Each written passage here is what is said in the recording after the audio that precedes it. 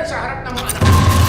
Nearly a decade after, director Eric Mati and screenwriter Michiko Yamamoto revisit the morally gray but real-life adjacent world of their 2013 film On the Job with its sequel, On the Job: The Missing Eight.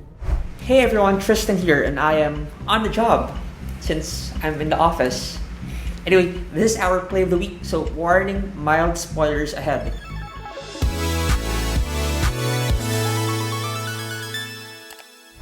Isang umaga, nakaengkwentro. On the Job 2 takes place years into the aftermath of the first film. It starts with the country already aware of the inmates as hitmen for hire syndicate run by high-ranking government officials.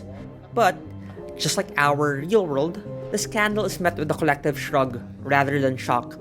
The villains of the first film are now literally dancing their way into higher office. So in many ways, OTJ2 is similar to its predecessor but also a lot different. So the whole franchise, it really functions much more as an anthology.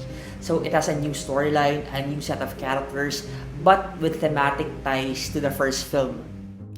There are still prisoners who work as hitmen, protagonists on opposing sides going through a crisis of faith, and gangster politicians running networks of corruption. OTJ2 trades a fast-paced action of Manila's underbelly for a slower, introspection-filled thriller set in the provincial town of La Paz. We follow the story of Sisoy Salas, played by John Arcilla, a performance that won him the prestigious Volpe Cup for Best Actor at the Venice Film Festival. Sisoy is a corrupt journalist, as dirty as they come. In OTJ2's early episodes, he acts more as a secondary villain, a lackey of La Paz's murderous mayor. Serving as his mouthpiece on the radio, he espouses government propaganda and misinformation, discredits critics, and defends extrajudicial killings.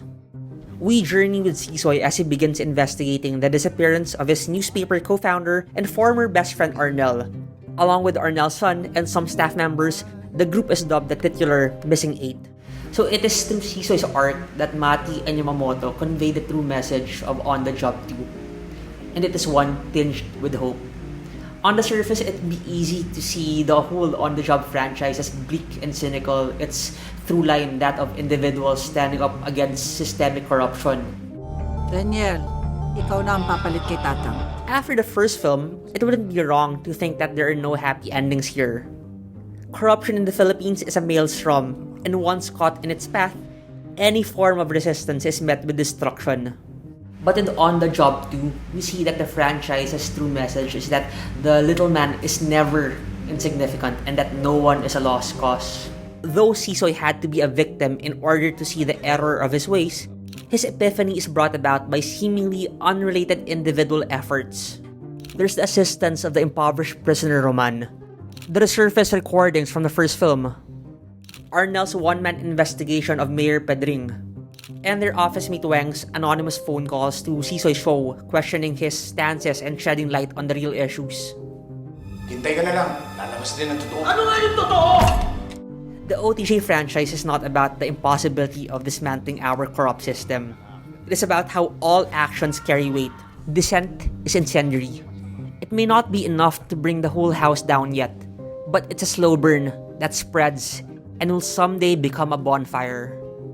And the hope that one day we'll see its light, that is enough reason to keep going. So, what are your thoughts on the Job: The Missing Eight?